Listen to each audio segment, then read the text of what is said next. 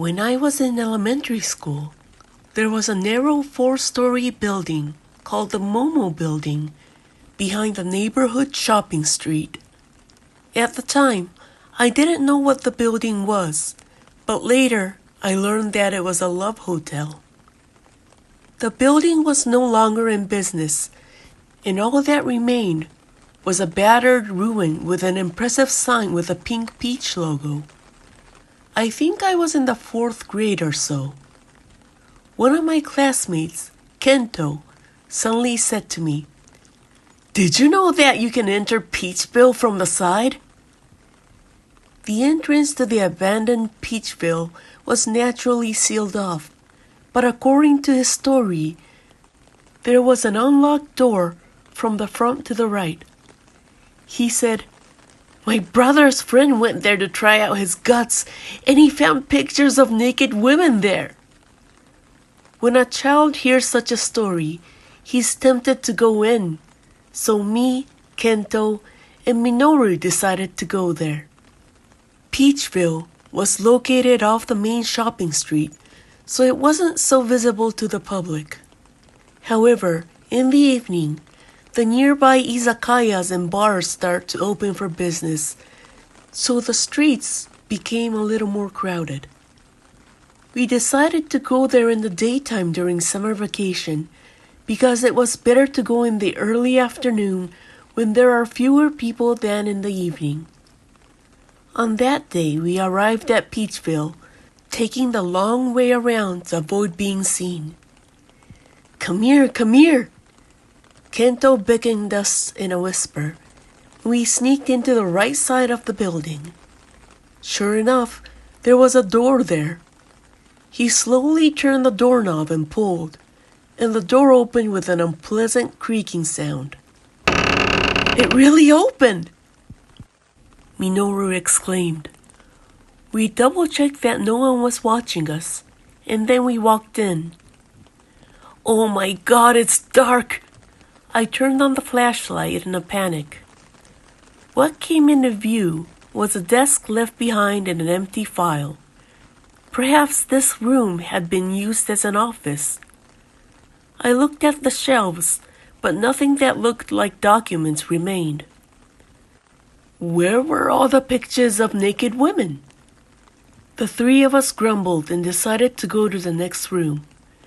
When we opened the door, we found ourselves in a narrow corridor with a spiral staircase in the back. It was here that we learned for the first time that Peachville had a basement. "Hey, can I go downstairs?" Curious Minoru said, and started to go down the stairs on his own. Kento and I had no choice but to follow him. However, the basement floor was flooded and we couldn't go all the way down, so we hurried back up. The water was disgusting.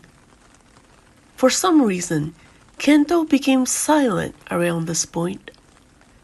When we returned to the first floor, we noticed that there was another room next to the office.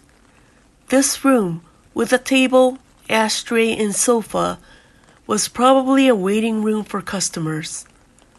On the wall, there was a large sign that read, "Attention." Overall, the room was still undamaged and seemed to be the only one that could still be used. "Oh hey," Minoru said. "Isn't this it? Isn't this it?" He shined a flashlight on something. There were pictures of women in their underwear or just naked with towels wrapped around them. These must be the photos that Kento's brother's friend had seen. "Man, they're not completely naked," Minoru complained and left the room. Kento followed him silently. "Okay, now let's go upstairs," Minoru said and started to climb the spiral staircase leading to the 2nd floor. Kento hesitated for a moment, but when I started to follow Minoru, he followed cautiously. The 2nd floor consisted of a hallway and several rooms, all with doors of the same shape. Minoru twisted the doorknobs one by one, starting with the door at the front, but of course it would not open. But when we turned the doorknob of the room at the end of the corridor, he heard a click, and it opened with a creak. It opened! Seriously? Wow, that's great! Let's go inside! Me and Minoru shined our flashlights into the room. But then, we froze at the spot. There was a small bathtub and what looked like a bed in the small room.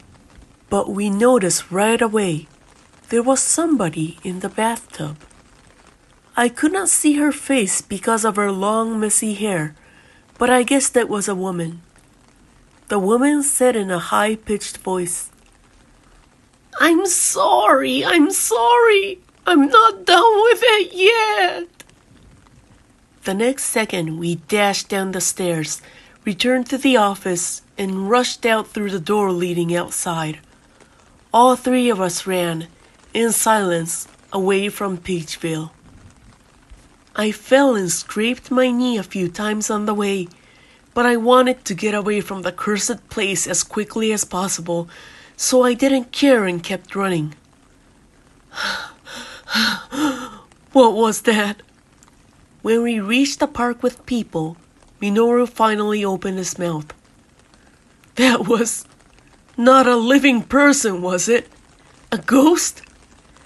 I replied, and Minoru shook his head sideways. No, there's no such thing as a ghost, he shouted, half crying. Kento, who had been silently watching the situation, muttered, sorry. According to his story, he saw a person standing in the back of the flooded basement. It was a woman with a ragged bath towel wrapped around her scrawny body, who looked at us and grinned widely.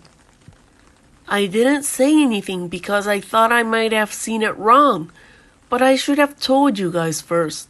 Sorry. Kento apologized, and Minoru and I looked at each other. I'm sure I was scared, but it wasn't Kento's fault. Don't worry about it. I consoled him and we went our ways home after that. A few days later, Minoru went missing. Me and Kento got scared and told all the adults what had happened in Peachville. Naturally, we were scolded to death by our parents, teachers, and the police. However, as a result, a search was conducted in and around Peachville, and eventually, Minoru was found and safely protected. I only heard that he was in Peachville and did not know the details of the situation, but when he woke up after sleeping for a while, he seemed to have forgotten that he had gone to the abandoned place with us and that he had entered the building by himself. Later, a friend of Kento's brother, who said he had been in Peachville, told me a shocking story. He told me that the stairs of Peachville were supposed to be walled off and sealed, with no way to get down to the basement or up to the second floor. So, how did we get to the basement and to the second floor at that time? Where was Minoru when he went missing there? The building is now demolished and gone.